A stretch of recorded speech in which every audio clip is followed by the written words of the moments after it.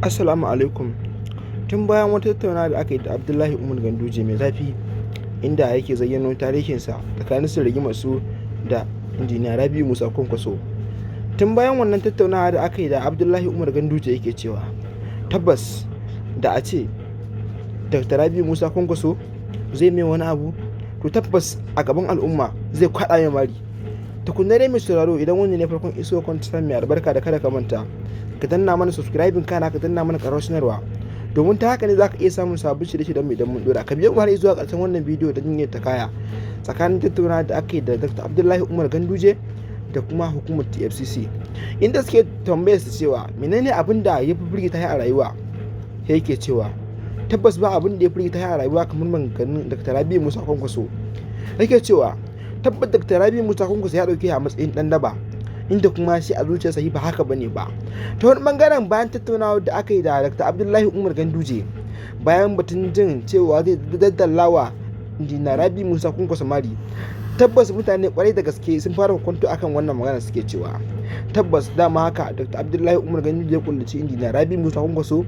To amma mutane da dama sun fara cewa tabbas Dr. Abdullahi Umar Ganduje abinda Injiniya Rabi'u Musa yake masa ai ba wani abu ne na ku zo mu taka ram karya. Za ta iya yiwuwa ma abin da yake masa ya mafi abin da yake masa, inda suke cewa a gaskiya abin da Injiniya Rabi'u Musa yake wa Ganduje, sai Ganduje ya kai makura ta kunna ma yake faɗa mai magana ɗaya. To amma mai sauraro, biyo ma har zuwa ƙarshen wannan bidiyo don samun ɗan gajeren wannan tattaunawa da aka yi da Dr. Rabi'u Musa Kwankwaso da kuma Injiniya. Biyo ma har zuwa ƙarshen wannan bidiyo don yin ta kaya, domin a gaskiya ta wani bangaren Dr. Abdullahi Umar Ganduje ya yi wata magana mai zafi, inda yake cewa ba komai bane abin da ya sa ya bar jihar Kano, sai irin maganganun da ake gaggaya masa, sannan kuma da irin binciken da ake masa da wanda ya sani da ma wanda bai sani ba. A gaskiya yake cewa tabbas Abba Kabir Yusuf tabbas umarnin Injiniya Rabi'u Musa Kwankwaso yake bi.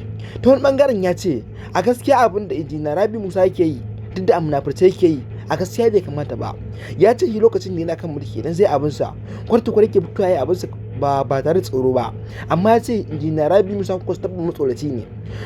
Tun bayan jin wannan magana da Dr. Rabi'u Musa Kwankwaso ya ji wannan magana, yake cewa babu ruwansa da al'amari na abin da ya shafi jihar Kano, musamman ma bangaren Abba Kabir Yusuf. Yake cewa shi fa ko da ma a ce tun kafin zaɓe ya bayyana cewa tare da su mulkin nan, to fa a yanzu ba haka bane ba. Tun bayan jin wannan bayanai, tabbas a take a gurin Dr. Abdullahi Umar Ganduje ya karyata wannan magana. Sannan ta wani bangaren Dr. Abdullahi Umar Ganduje ya bayyana cewa shi fa wannan barin jihar Kano da zai yi ba kuma bane zai sa barin jihar Kano sai da tsatsar kaye da ake nuna masa a jihar Kano. Sannan ya fuskanci akwai haɗin bakin manya-manyan mutane a cikin wani abubuwan da ake masa.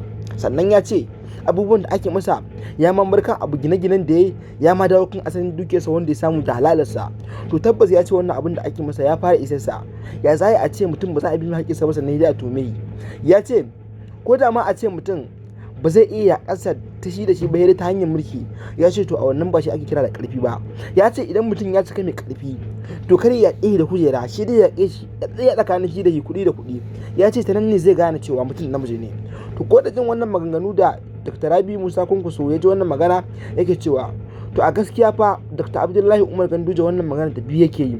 Yake cewa tabbas Injiniya Rabi'u Musa Kwankwaso tabbas ya bayyana cewa tabbas a je a bawa Dr. Abdullahi Umar Ganduje haƙuri, da sabida shi bai taɓa jinsa a rayuwarsa wai ya tsani Dr. Abdullahi Umar Ganduje ba, sai dai ma idan ya mai abin da ya kukular da shi, to ko da ma a ce ya faɗi wata magana da bata ce ba, tabbas sai dai ta fito a cikin ɓacin rai, domin dai shi kowa sun cewa masani ne wajen baya fitar da ma hukunci kai tsaye, sai bayan ma an yi abu ma an manta tukunna